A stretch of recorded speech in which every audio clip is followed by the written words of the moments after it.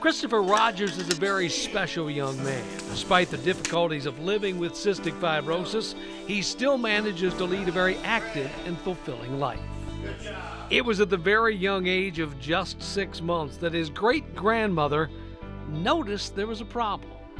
His great-grandmother actually would watch him for me, and she would call me at work and tell me that he was having trouble breathing during the day, and so he would go to the doctor at night, and we knew something wasn't right. We just had no idea what it could be, and then he was diagnosed with asthma. Kristopher at 6 months was at Children's, and the doctors had him tested for cystic fibrosis because he had no idea what cystic fibrosis meant or how it was going to affect him the rest of his life, or what we would have to do as far as medicines, treatments, care. Anytime I've ever had a question, I would call the clinic at Children's Hospital, and they would always have an answer. If not, the doctor would personally call me back within a couple hours. I mean, they're just great staff. It's a disease that affects the entire body, from the digestive system and poor absorption of the nutrients in your food. But it mostly affects your respiratory, and it increases the amount of mucus in your lungs, and it makes it harder to breathe.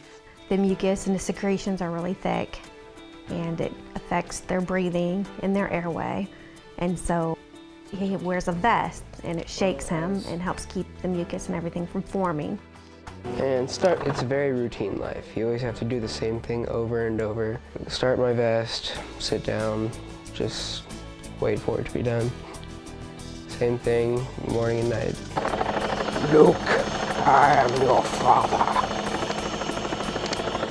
He was having some trouble breathing, and I kind of noticed that. And one time I took him to karate, and I noticed that he just wasn't quite right. The doctors were kind of concerned because he hadn't been in the hospital for 7 years. So they were just kind of, you know, it's time for a tune-up, and which I agreed. And I think after Kristopher went through the IV therapy and everything, he realized that he also needed it. Even though as a teenager, it's no fun to be in the hospital, but he did it.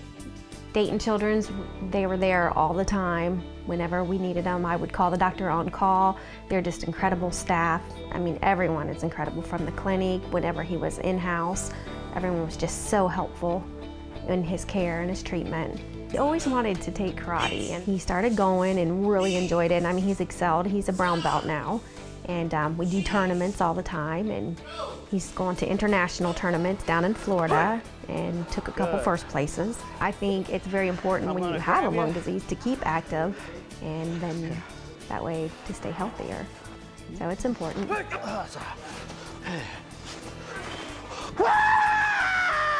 Kristopher was one of those ones that you could tell right away that he is on his way. I love nunchucks and nunchucker freestyle. I'm the head instructor for the nunchucker. My sensei looks up to me when it comes to those. Very rarely have I actually seen him get winded or anything because of the cystic fibrosis. He never mentions it.